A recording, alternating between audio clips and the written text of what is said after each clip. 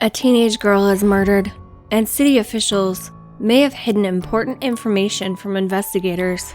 In today's episode, we're going to be going over the unsolved murder of Deanna Cremin and the true crime story that astonished an entire country.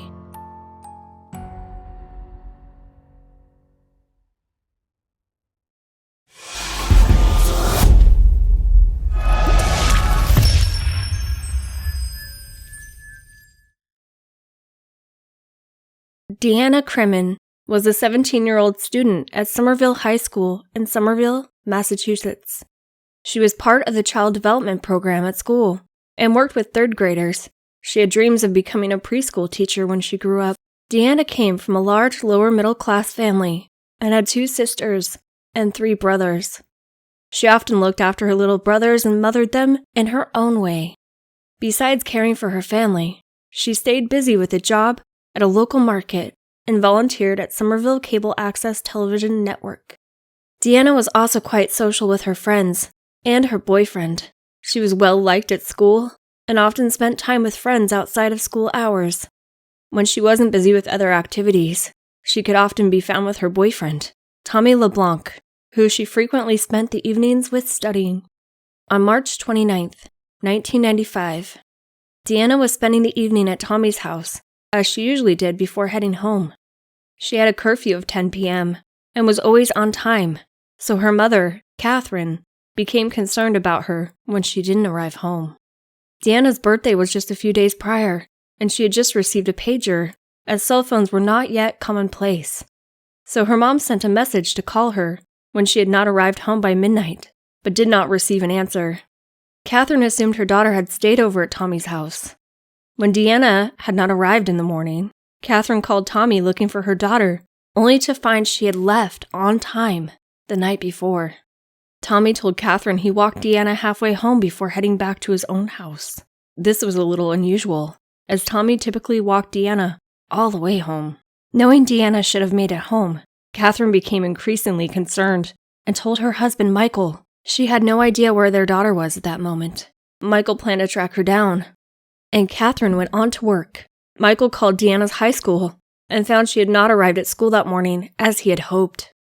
At 8 a.m., 2 young children Deanna personally knew, as she was their babysitter, was walking to school when they made a horrific discovery. Behind a senior housing complex on Jaquez Street was the partially undressed body of Deanna lying face up beneath a tree. She was only a block from home. Deanna's father, who was still at home, was notified of his daughter's death and had to call his wife at work to inform her of the heartbreaking news. The news only got worse as the police and medical examiner determined that she had been sexually assaulted and strangled to death. The Somerville Police Department initially looked at 3 main suspects in Deanna's murder. The first was her boyfriend Tommy. Both her family and the police thought it was odd he had only walked her halfway home on the night of her murder, when he typically walked her the entire way home all the other nights before. The police also looked at a local firefighter who was twice Deanna's age, but was said to have been obsessed with the teenage girl. A third suspect was an unnamed adult male who was later imprisoned at the Massachusetts Correctional Institution, Cedar Junction, for an unrelated crime. Despite having 3 suspects, none of the men were ever charged with Deanna's murder. Deanna's case quickly went cold. It wasn't until almost 2 decades later that the police and the district attorney's office became privy to new information that may help them in their investigation. The police found new evidence that led them back to 1995 that appeared to have been hidden by the city's administration and mayor's office, which stalled the investigation. Information has been released which alludes to a suspect the police were not aware of that appears to be well known to city officials and may even be related to a high-ranking member of the city.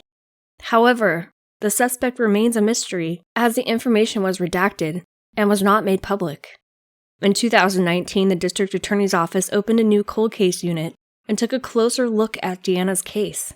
Authorities are hopeful new DNA technology will help them solve the case. They are at a point in the investigation where they believe they know who killed Deanna, but still need more evidence to arrest the suspect.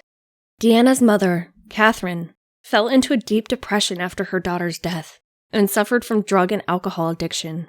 With the support of family and friends, she came out on the other end of it, and now lets her anger and justice work for her. Sadly, the stress of losing his daughter appeared to be too much for her father, Michael, who died at 58. Deanna's family holds a prayer service and special events in her honor every March to help bring awareness to her case. The family finds the events difficult to do, but it allows them the opportunity to talk to the media and help ensure people remember Deanna's case. Catherine Cremin doesn't expect to get closure in her daughter's case, but she does want justice. She has not given up the fight to find Deanna's killer and put him behind bars.